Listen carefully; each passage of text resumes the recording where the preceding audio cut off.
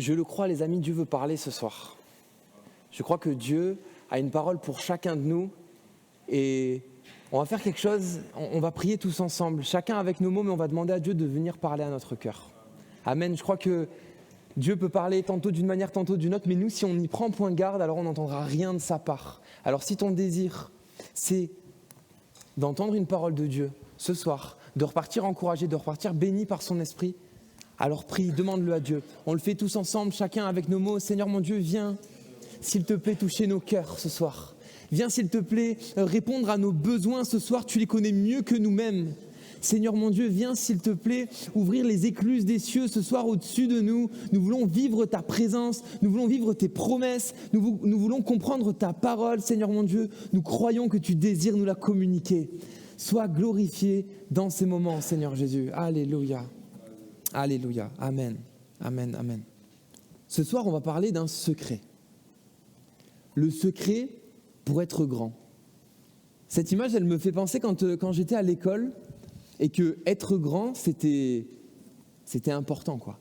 Avoir une taille grande et tout ça, on aimait bien. Et je ne sais pas si vous, c'était pareil, mais on avait une technique imparable pour se mesurer. On faisait comme ça. Regarde, Anna, elle vient. Je suis plus grand que toi. Vous vous rappelez, on faisait comme ça. Ouais, je te dépasse, il y a une tête, quoi. Et on était très objectifs comme ça. Et voilà, et on essayait. Vous ne faisiez pas ça, vous ? Aïe, il m'a fait payer. On faisait comme ça et on aimait bien être grand. On nous a bassinés, on nous a mis la pression par rapport à la soupe aussi. Vous vous rappelez ou pas ? On nous a mis la pression, on nous a fait toute notre vie croire que c'est parce qu'on mangeait de la soupe qu'on serait grand. Alors qu'aujourd'hui, scientifiquement, on sait très bien que c'est faux. Mais ça nous motivait, ça nous donnait envie. Et après, voilà, quand on grandit, qu'on dépasse l'âge du petit enfant qui est là, bon, la taille, ça a plus grande importance, mais dans d'autres domaines, on a envie d'être grand. Dans d'autres domaines, on a envie d'être mature, on a envie d'avancer, on a envie de grandir. Et les disciples, ils se sont posé la question. Les disciples de Jésus. Ils se sont posé la question, ils se sont pris le bec même. Qui est le plus grand ? Qui de nous est le plus grand ? Alors sûrement que chacun se défendait, chacun faisait son classement pour se mettre le plus haut possible et tout ça. Et Jésus est arrivé. Et on va lire cette histoire dans Matthieu. Allez, c'est parti. Matthieu 18, versets 11 à 5. Prenez vos Bibles. À ce moment-là, les disciples s'approchèrent de Jésus et lui demandèrent : « Qui donc est le plus grand dans le royaume des cieux ?» Alors, Jésus appela un petit enfant, le plaça au milieu d'eux et dit : « Vraiment, je vous l'assure, si vous ne changez pas d'attitude et ne devenez pas comme de petits enfants, vous n'entrerez pas dans le royaume des cieux. C'est pourquoi le plus grand dans le royaume des cieux est celui qui s'abaisse lui-même comme cet enfant, et celui qui accueille en mon nom un enfant comme celui-ci m'accueille moi-même. » On retrouve cette histoire dans les autres évangiles avec d'autres nuances, d'autres détails, et on s'aperçoit que, oui, il y avait un petit peu cet esprit de compétition entre les disciples parfois. Et même la mère de Jacques et Jean s'en est mêlée. Elle est allée voir Jésus. Elle a essayé un petit coup de piston. Elle lui a dit : « Seigneur, quand tu seras dans ton royaume, prends un de mes fils à ta droite, un de mes fils à ma gauche. S'il te plaît, allez, c'est entre nous, tu le fais pour moi. » Mais ça ne marche pas comme ça dans le royaume de Dieu. En fait, on s'aperçoit quand on lit cette histoire, surtout quand on compare avec les différents évangiles et tout ça, là on ne va pas les prendre, ce serait trop long, mais on s'aperçoit que les disciples, ils ont un problème d'ego en fait. Les disciples, ils ont un problème d'orgueil. Et Jésus, il les prend complètement à contre-pied. Il leur montre qu'ils ont besoin de laisser Jésus, en fait, de le laisser travailler leur cœur par rapport à l'orgueil. Pour être grand, mais dans le royaume de Dieu. Pour être grand dans son royaume, grand en taille, bon, ça va avoir des avantages. Au bout d'un moment, ça va avoir des inconvénients. Grand dans un domaine qui un jour finira, ouais, ça va être sympa un moment. Mais grand dans le royaume des cieux, grand dans le royaume de Dieu. Ça, c'est quelque chose qui a de la valeur. Et eux, là, ils l'ont bien compris, les disciples. Ils veulent savoir qui sera le plus grand plus tard, mais ils croient que c'est les mêmes critères. Alors qu'en fait, ce n'est pas les mêmes critères. Et souvent, on dit, Seigneur, prends toute la place. Mais quel domaine de notre vie je laisse au Seigneur? Peut-être que tu fais cette prière, Seigneur, prends toute la place. Et Dieu veut travailler ton orgueil, Dieu veut travailler ton ego, notre ego. Parce qu'en fait, nous, on est un petit peu comme les disciples au final. En fait, on est un petit peu, nous aussi, avec nos mentalités humaines. Et si le Seigneur ne vient pas travailler là-dedans, alors il y a besoin qu'il vienne agir pour changer notre manière de penser, comme l'a dit Jésus. Peut-être que tu es là ce soir et ton orgueil t'empêche d'avancer. Parce que le fait que tu te sentes peut-être un petit peu à ton échelle supérieure aux autres, tu n'écoutes pas les avis des autres, tu n'écoutes pas les conseils des autres, tu n'écoutes pas les paroles des autres. Quand quelqu'un te dit quelque chose, tu dis oui, mais je sais ça. Et ça, le Seigneur veut te dire, mais c'est un moyen que moi j'utilise pour te parler. Et si, envers ton frère, envers ta sœur, tu te sens supérieur, que tu ne l'écoutes pas, tu te prives de paroles que moi je veux te donner. Alors, le Seigneur, dans ce texte, il nous montre précisément, parce que c'est plus efficace quand c'est précis, les portes de notre cœur, les portes de notre vie à ouvrir, les endroits à changer, à réformer pour que le Seigneur puisse venir travailler, pour qu'on puisse s'abandonner, lui dire « Seigneur, viens travailler ce domaine-là précis dans ma vie ». Et alors, on va en voir deux ce soir. Le premier, c'est changer de maître, changer d'instrument de mesure, changer notre manière de mesurer la taille de quelqu'un. Changer de maître avec le jeu de mots avec AI, vous avez vu, ouais, c'est moi qui l'ai trouvé et tout. Ensuite, changer de direction. Parce que si un arbre pousse, mais qui pousse tordu, non, je ne vais pas tenter. Dommage. Au bout d'un moment, il va tomber avec le poids et l'énergie cinétique. J'espère que c'est ça. Au bout d'un moment, il va tomber par son poids, parce qu'il ne pousse pas droit. La gravité, mais je savais. Vous comprenez ce que je veux dire? On a besoin de grandir, oui, mais dans la bonne direction. De pousser, mais dans la bonne direction. Et on va voir ça ensemble. Premièrement, changer de maître. À ce moment-là, les disciples s'approchèrent de Jésus et lui demandèrent « Qui donc est le plus grand dans le royaume des cieux ?» Alors Jésus appela un petit enfant, le plaça au milieu d'eux. Dites-vous qu'il y a 12 gaillards qui discutent et ils lui disent « Qui ce sera le plus grand ?» Et Jésus prend un enfant et dit « Lui, c'est lui le plus grand. » Il les prend complètement à contre-pied. Ils sont en train de se disputer pour savoir qui est le plus grand parmi eux. Mais Jésus leur dit, mais en réalité, il y a vraiment quelque chose de très important que vous n'avez pas compris. Jésus, il faut savoir qu'à cette époque-là, il vient sur la terre et la société, elle a une culture. Bon, on est un petit peu comme ça aujourd'hui, mais à l'époque, c'est un monde, l'Empire romain qui est élitiste, un monde où la position sociale, c'est très important. La fonction qu'on occupe, c'est très important. Et ce que les gens pensent, mais c'est hyper important. Notre réputation, la culture de l'honneur, c'est même pas quelque chose de subjectif. C'est que, même s'ils ne sont pas tout le temps d'accord, ils savent qui a une meilleure réputation que qui, par rapport à ce qu'il a fait, par rapport à qui il est, par rapport à son âge, par rapport à sa fortune, par rapport au nombre d'esclaves qu'il a de lui. Et dans cette culture romaine, on tient un petit peu les comptes de ça. Et aussi de l'autre côté, l'opprobre est envoyé sur quelqu'un qui fait honte à sa famille. Notre réputation, notre classement, savoir qui est le plus grand, c'est très important. Et Jésus leur dit, dans mon royaume, selon mon maître, selon mes critères à moi, c'est cet enfant qui est le plus grand.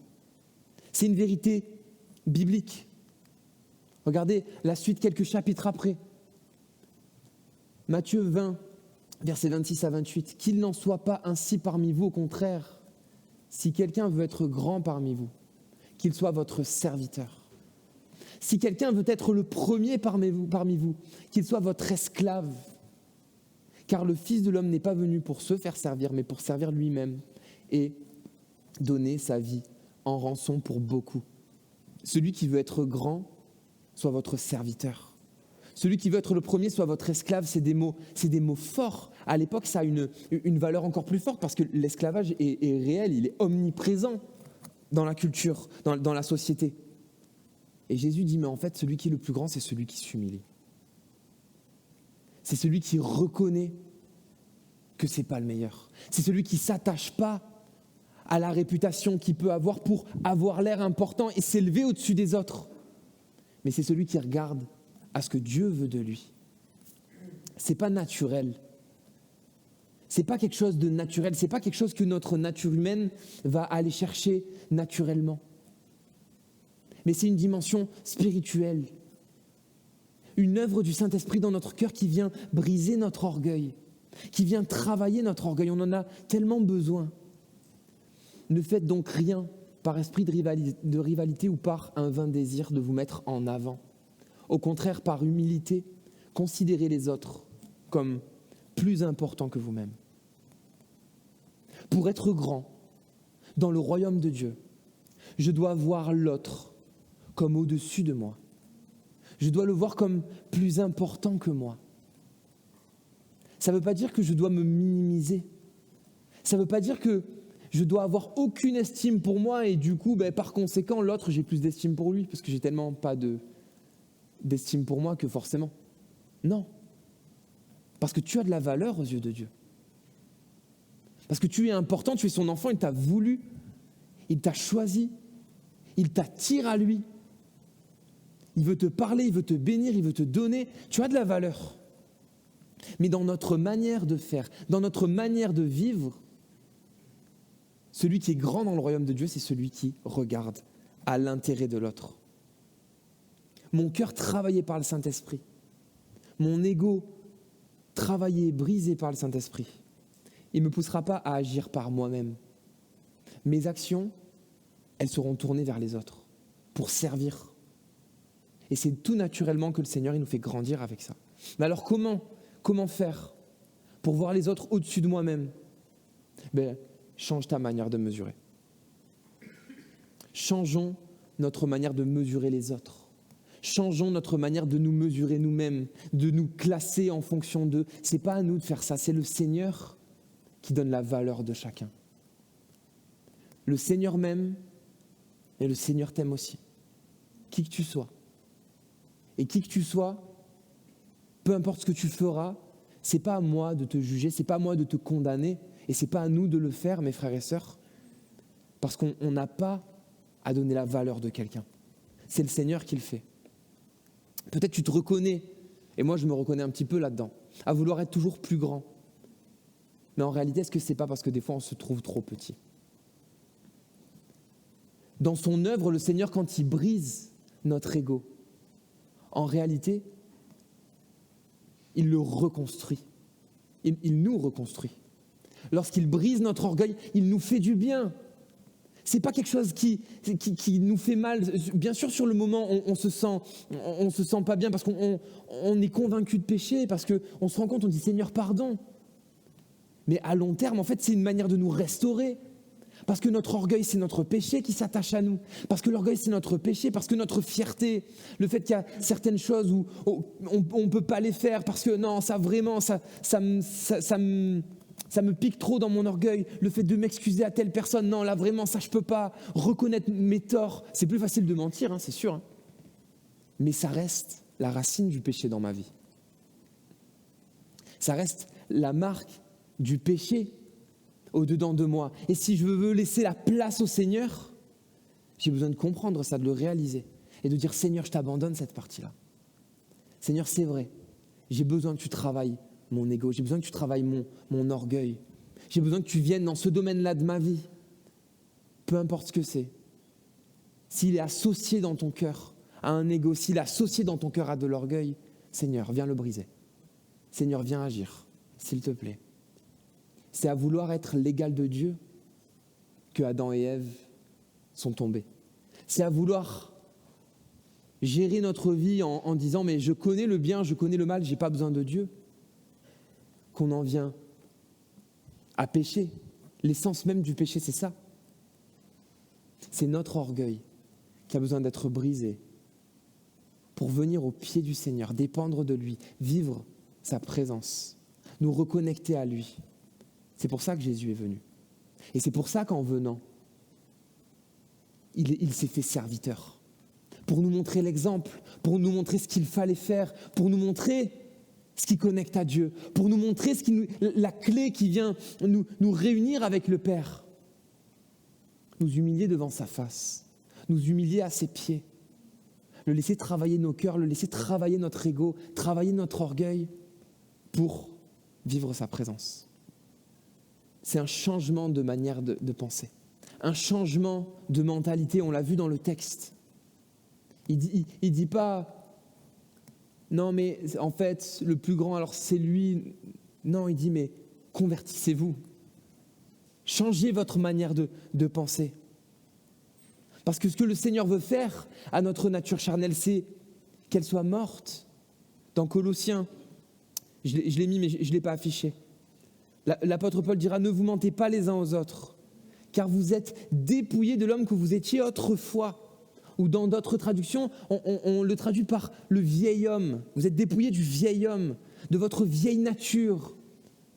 Celle qui est pécheresse, celle qui est orgueilleuse, celle qui te sépare de Dieu, celle qui fait que tu n'es non seulement pas réconcilié avec Dieu, mais aussi pas réconcilié avec tes proches. Cette nature-là. Une fois que tu as rencontré le Seigneur, une fois que tu lui as laissé accès à ta vie, une fois que tu lui as déposé ce fardeau à tes pieds, alors tu es une nouvelle créature. Et vous vous êtes revêtus de l'homme nouveau. Celui-ci se renouvelle pour être l'image de son créateur, afin de parvenir à la pleine connaissance. Quelle liberté, mes frères et sœurs, quand le Seigneur est venu, qu'il a touché mon cœur, quand j'ai compris que j'avais besoin de lui, quand j'ai compris que j'avais un orgueil immense, quand j'ai compris qu'en fait ça me rendait prisonnier. Ce que je croyais qui m'élevait une réputation ou « ah non, ça je le fais pas, ça risque de m'humilier » ou alors des mentalités comme ça qui m'empêchent de m'excuser. En fait, je pensais que c'était ce qui faisait mon caractère, ce qui faisait ma force, alors qu'en fait c'était une vraie prison pour moi. Et le Seigneur veut nous libérer de cette prison. Je ne parle pas de fausse humilité. Des fois, on tombe dans l'autre travers aussi. Des fois, on tombe dans la fausse humilité. On voit des personnes, sans juger, sans condamner, mais qui disent « Ah, moi, je préfère les choses de l'ombre parce que les choses de la lumière, ça me... Non, j'aime pas trop, moi. » Et on arrive même à s'enorgueillir de ça. On arrive à s'enorgueillir d'être humble. Non, mais moi, je fais le ménage à l'église. Ceux qui font le ménage à l'église, c'est les vrais. Bien sûr, c'est les vrais qui font le ménage à l'église. Mais on est même capable de s'enorgueillir de ça. On est capable de créer une fausse humilité, de se créer une fausse apparence d'humble. Mais Seigneur, viens nous libérer de ça. Un mort, il est mort. Le vieil homme, il est mort. Que je fasse le service là-bas ou le service ici, si mon ego est mort, si mon orgueil est brisé, je peux chanter 5 dimanches par mois, 6 même. Ou faire l'aspirateur dans le hall, ça ne change rien. C'est pas ça qui fait que je vais être grand, qui va faire que je vais être grand. Parce que si je m'enorgueillis de servir les autres, si je fais du fait que je suis serviteur un prétexte pour me glorifier de ça, c'est pas ça qui veut dire le Seigneur. Et alors, que le Saint-Esprit vienne briser cette manière de voir les choses en nous, qu'elle vienne me changer, qu'elle vienne nous travailler, et alors notre manière de mesurer les autres, ma manière de me mesurer va changer. Mais est-ce que le but du Seigneur, c'est qu'on reste petit dans le royaume de Dieu? Est-ce que le Seigneur, il a des petits projets pour nous? Mais non! Le Seigneur, pour autant, il a des grands projets pour nous. Ça veut dire que ses promesses, elles sont accessibles. Ça veut dire que ses projets de grandeur, ils sont accessibles. Ça veut dire que tu peux faire des grandes prières et le Seigneur se plaira à les entendre. Il se plaira à les exaucer. En son temps, il se plaira à faire quelqu'un de toi, quelqu'un de grand. De toi, quelqu'un de grand. Son but, c'est que nous soyons grands. Alors, j'ai besoin de changer ma manière de mesurer pour être grand dans le royaume de Dieu. Mais j'ai aussi besoin de changer de direction. Il y a des directions favorables pour grandir. J'ai une plante chez moi. Elle grandit, mais en fait, elle grandit un peu courbée comme ça. Un petit peu courbée. C'est un caoutchouc. Je ne sais pas s'il y en a qui en ont, peut-être. Mais en fait, je me suis aperçu qu'elle grandissait courbée parce qu'elle oriente ses feuilles vers le soleil. Elle oriente ses feuilles vers la lumière pour choper un maximum de vitamines, quoi, et grandir. Et nous, on doit faire ça aussi. Orienter notre direction de croissance vers le Seigneur, tourner nos regards vers lui, tourner notre intelligence, nos cœurs vers lui. Parce que c'est lui qui nous fait grandir. Parce que c'est son esprit qui nous fait grandir. Je vous le dis en vérité. Non, je ne l'ai pas mis. Hop. Je vous le dis en vérité, si vous ne vous convertissez pas et si vous ne devenez pas comme les petits-enfants, vous n'entrerez pas dans le royaume des cieux. C'est le texte qu'on a lu au début. Si vous ne vous convertissez pas, en grec, le mot « convertir », c'est le mot français qui traduit dans le texte original « strépho ». Strépho, ça veut dire « changer de direction ». Ça veut dire, c'était utilisé dans la marine pour tourner le gouvernail. Quand le capitaine, il disait « on va plus là-bas, on va là-bas », il disait « strépho », ou je sais pas comment, hein, voilà, un truc avec une phrase autour et tout ça. Il prend le gouvernail, il le tourne et on change de direction, on va plus là-bas, on va là-bas. Parce que les disciples, ils avaient leur propre conception de devenir grands. Et le Seigneur, il a dit, mais là, c'est tout le contraire qu'il faut que vous fassiez. Il est venu leur apporter une manière de penser complètement différente, parce qu'il leur disait, mais vous êtes tournés vers vous-même. Vous n'êtes pas tournés vers Dieu. Dieu, c'est pas pour vous, ça ne doit pas être pour vous un prétexte d'obtenir ce que vous voulez d'être grand. Mais Dieu, il veut tenir le gouvernail de ta vie. C'est lui qui veut t'orienter. Oui, Dieu, il veut te donner la paix, il veut te donner la sérénité, il veut te donner la sécurité. Dieu, il veut que tu réussisses ce que tu entreprends, bien sûr, mais il a un plan pour toi. Et si parfois tu passes à travers le feu, si parfois tu passes à travers l'épreuve, il a un plan pour toi, il a un plan pour ta vie. Pour être grand dans le royaume de Dieu, on a besoin de reconnaître que tout n'est que grâce. On a besoin de reconnaître que ce que j'ai, je l'ai par la grâce.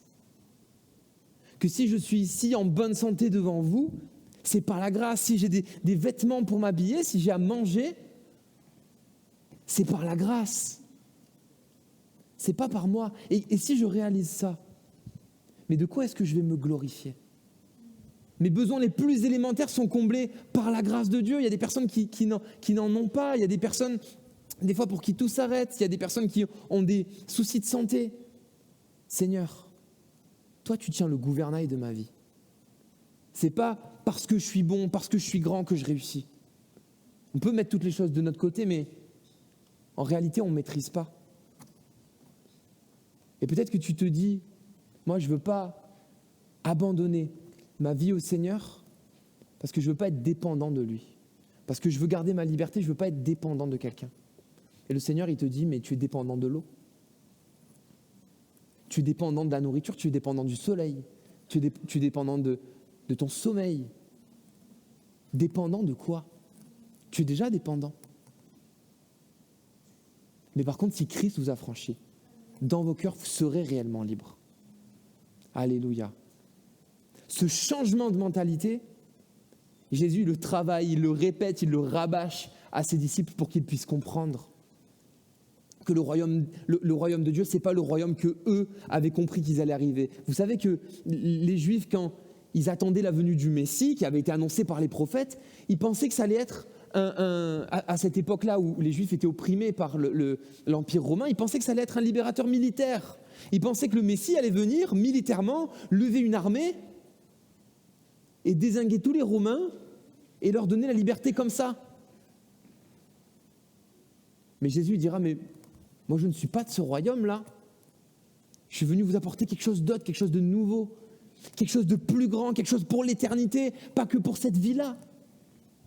Qu'il n'en soit pas ainsi parmi vous, au contraire. Si quelqu'un veut être grand parmi vous, qu'il soit votre serviteur. Si quelqu'un veut être le premier parmi vous, qu'il soit votre esclave. C'est le texte qu'on lisait tout à l'heure, c'est une autre version. Car le Fils de l'homme n'est pas venu pour se faire servir, mais pour servir lui-même et donner sa vie en rançon pour beaucoup. Jésus, il n'est pas crucifié encore là quand il dit ça. C'est vraiment prophétique, c'est vraiment précis. Jésus, il n'est pas venu pour prouver qu'il était grand.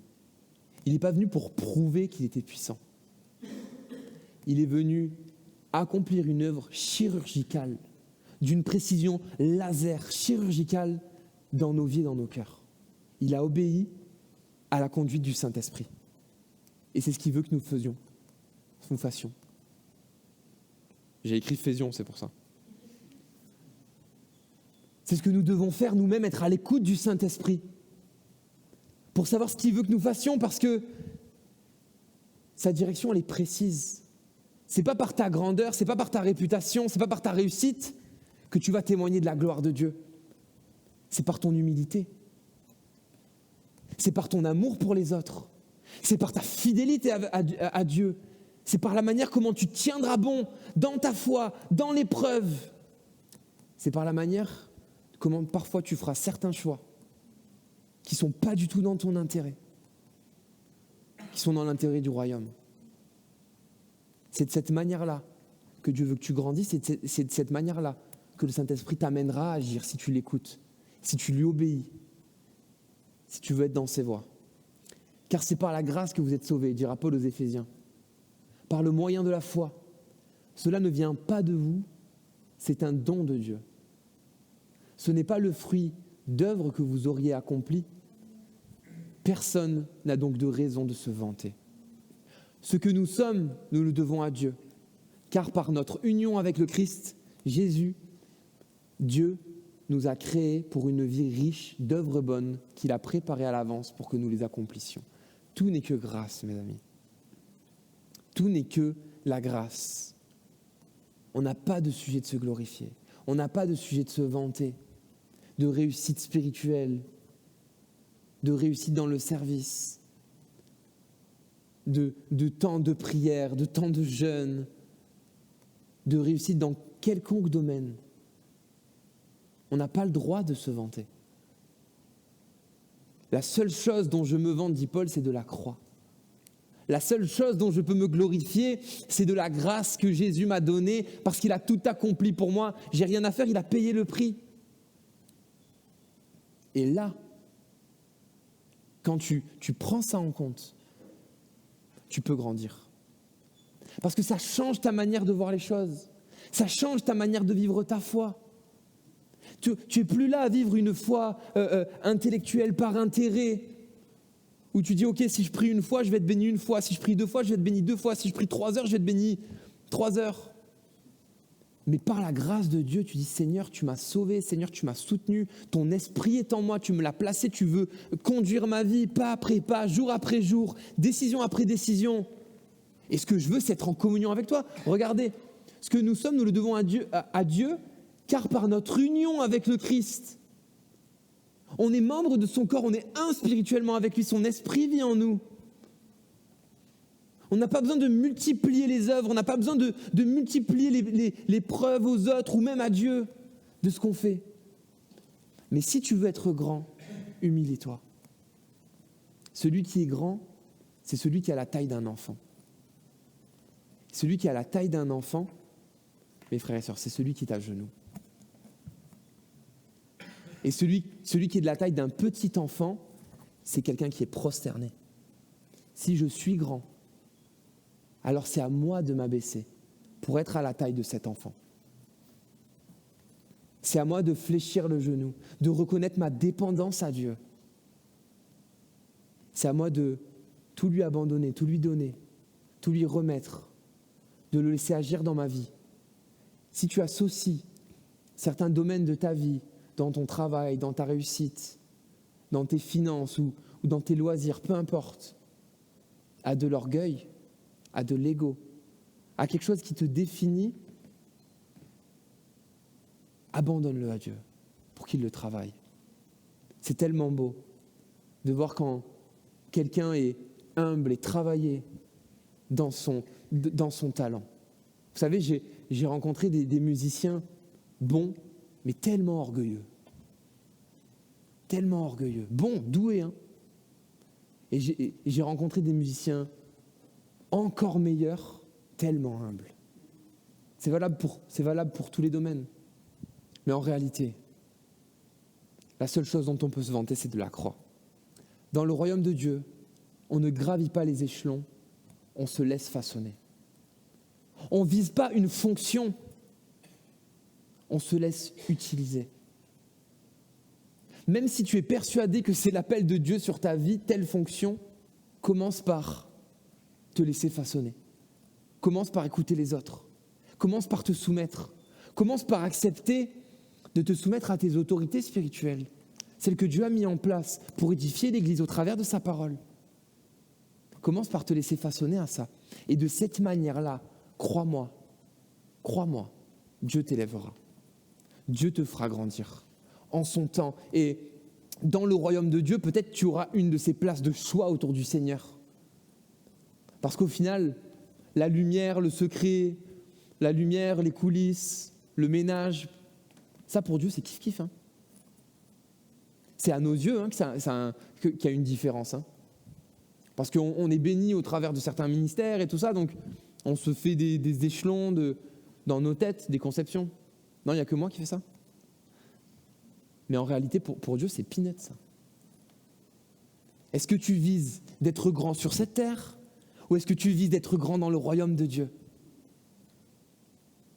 Notre but, c'est d'être des instruments entre les mains du Seigneur. Et pour être un instrument efficace, on a besoin d'être un instrument à la bonne taille.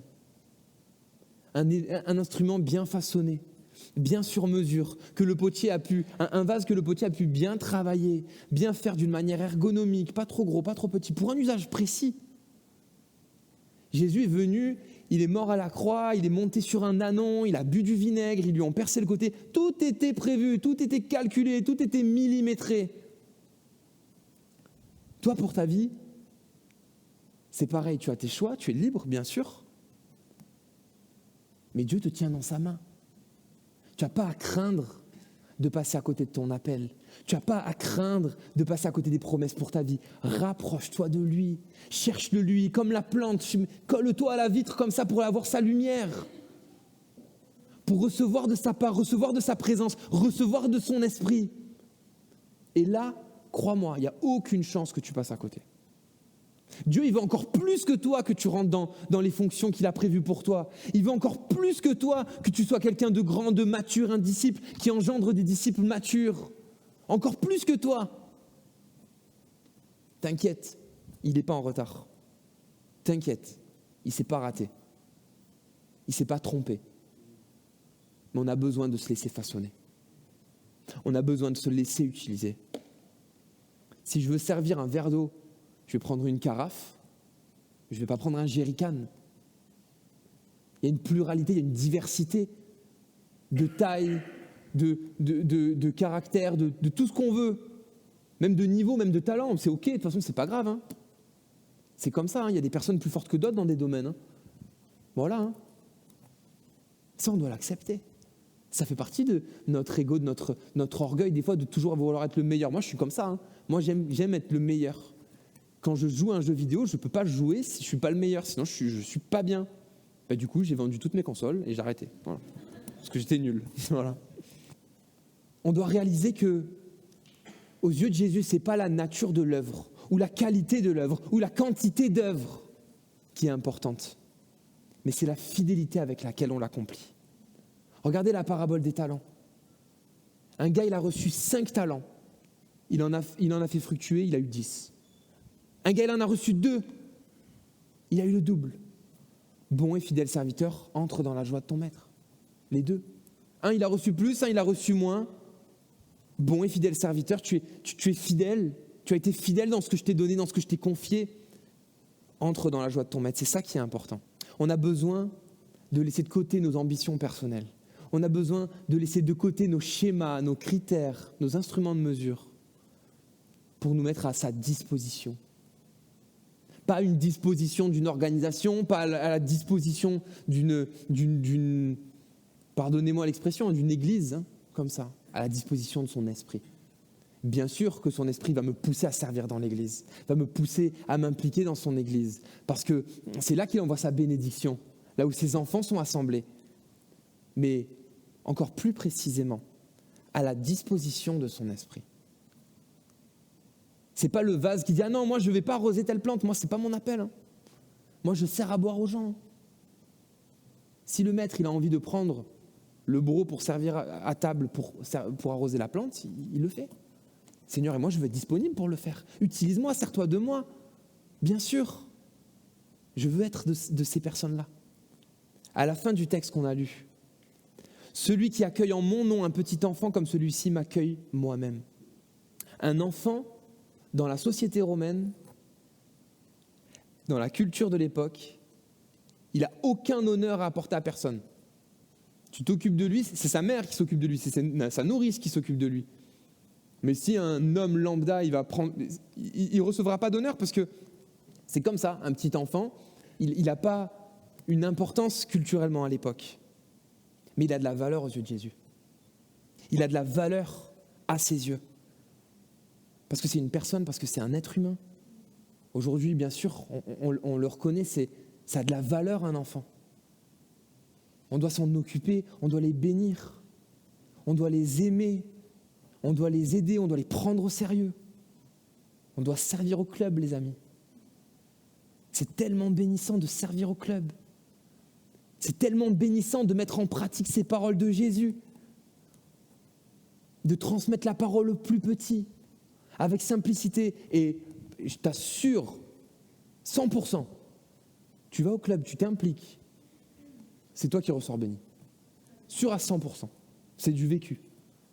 Tu vas commencer à préparer des messages, des petits jeux, des petits trucs. Le Seigneur va te bénir à toi au travers de sa parole tellement que c'est intéressant de simplifier, de chercher à ce que ce soit accessible et tout ça. Je t'assure. Il rajoute quelque chose, le Seigneur, dans cette phrase. Celui qui accueille en mon nom un petit enfant. Pour bien nous rappeler que si j'accueille les petits enfants et tout ça, c'est pas pour me la péter, c'est pas pour mettre en pratique comme ça, en mode œuvre. Mais si je le fais, qu'on me dit merci, je dis merci Seigneur, gloire à Dieu. Si je fais quelque chose de bien, que ça ne vienne pas m'enorgueillir. Si les gens apprécient ce que je fais, si les gens m'aiment, si les gens me remercient, si je reçois des honneurs, que ça ne vienne pas m'enorgueillir. En mon nom, je le fais pour le Seigneur, de tout mon cœur, pour le Seigneur. Mais on est tellement plein d'automatisme des fois. Dire « Ah, merci pour ton service. Ah, merci au Seigneur, hein, c'est grâce à Dieu, je le fais pour lui et tout ça. » Mais est-ce qu'on le réalise, est-ce qu'on le vit vraiment ? Si je vous dis ça, c'est que ça vient me chercher aussi. C'est que je me suis posé la question aussi. Ce qui sort de ma bouche, des fois, n'est pas la réalité de mon cœur, parce que je le sais intellectuellement. Mais mon cœur est tortueux. Et si j'y veille pas, je vais dire quelque chose. Et en fait, au-dedans de moi, il se passe quelque chose de complètement différent. La théorie et la pratique, pareil, deux choses différentes. Le Saint-Esprit vient travailler nos cœurs et vient changer ces travers. On a besoin d'être travaillé, brisé, pour être efficace entre ses mains, pour être précis, pour être chirurgicaux, comme Jésus n'a pas regardé comme une proie à arracher d'être l'égal de Dieu, mais il s'est fait chair, il est venu, il s'est humilié.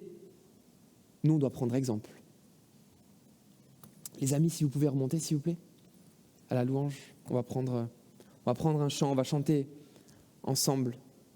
Mais il y a un appel à changer de direction. Parce que la crainte de l'Éternel enseigne à la sagesse et l'humilité précède la gloire. L'arrogance précède la ruine et le péché et l'orgueil, précède la chute. On a besoin de le réaliser. On a besoin de changer de direction, de changer notre manière de voir, changer notre manière de mesurer, la nôtre et les autres, pour laisser notre orgueil au placard, laisser notre vieil homme, notre chair, notre vieille nature au placard. Et on a besoin de changer notre direction, de croître. Je dois voir les autres au-dessus de moi. Seigneur, viens m'aider. Viens m'aider à considérer même le petit enfant. Viens m'aider à m'oublier. Ça ne veut pas dire que je ne vais plus prendre de temps pour moi. Ça ne veut pas dire que je vais complètement m'oublier et plus passer de temps avec moi, mais ma priorité sera tournée vers le Seigneur. Ma priorité sera tournée vers son Église, vers son royaume, vers ses œuvres qui sont préparées d'avance pour moi. Et dans ma manière de croître, j'ai besoin de réaliser que j'ai besoin d'être souple. J'ai besoin de me laisser façonner pour être utile et efficace. Et notre orgueil nous empêche d'être utilisés par Dieu, mes frères et sœurs. Notre orgueil nous empêche d'être utilisés par Dieu. Il n'y a pas longtemps, j'ai eu une petite altercation avec quelqu'un, rien de méchant, je vous rassure. Et je devais voir cette personne justement pour régler un peu ça. Et dans ma tête, j'étais plein de schémas. Je me suis dit oui, mais quand même, je ne dois pas me laisser faire et tout ça. Donc là, je vais lui dire ça, je vais lui dire ça, je vais lui dire ça. Et je répète un peu et je dis à Linda, ouais, donc je vais aller la voir et je vais dire. Et elle me dit, mais t'es sérieux? T'as pas compris? Et j'ai dit, ben vas-y, on y va, allez. J'ai rien dit de ce que j'avais prévu. Rien. J'avais répété 3 jours devant ma glace comme ça. Et toi, tu m'as dit ça, mais en fait, la vérité, c'est... J'ai rien dit. Seigneur, je veux faire ta gloire. Je veux faire ce qui t'honore.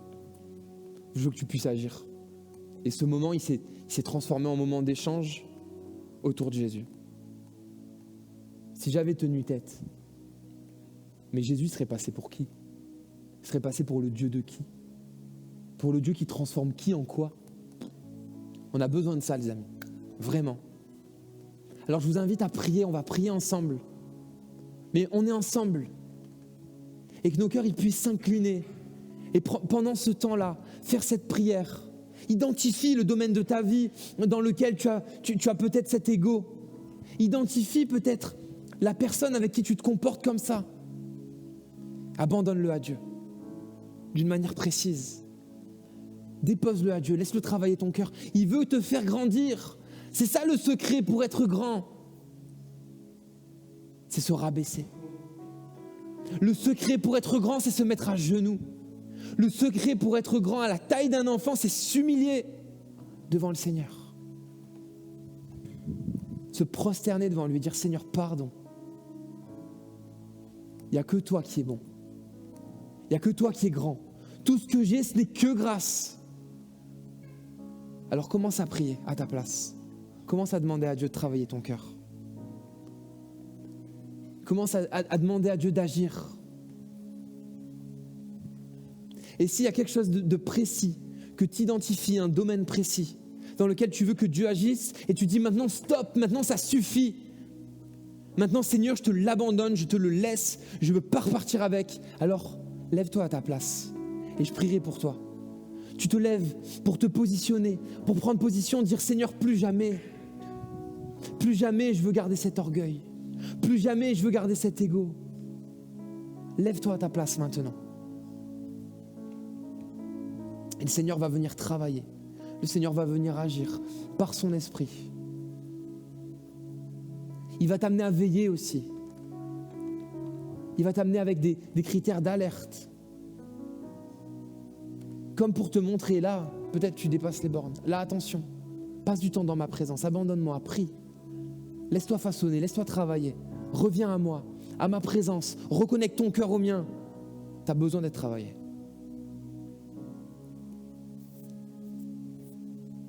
Alléluia, Seigneur, je te prie maintenant pour ces personnes qui ont besoin de toi. te prie pour moi aussi, Seigneur, j'en ai tellement besoin.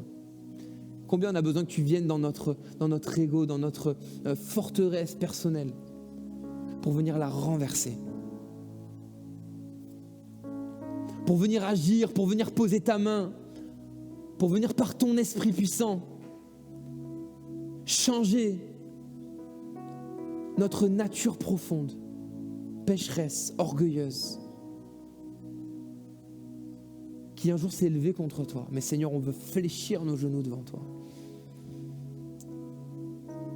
Sois glorifié, sois béni pour ce que tu as fait, pour ce que tu feras encore, Jésus. Pour ton œuvre dans les cœurs et dans les vies, celle que toi seul sais faire, Seigneur. Pour ton œuvre rédemptrice, qui fait mourir notre nature vieille, qui nous fait ressusciter en toi. Alléluia. Amen.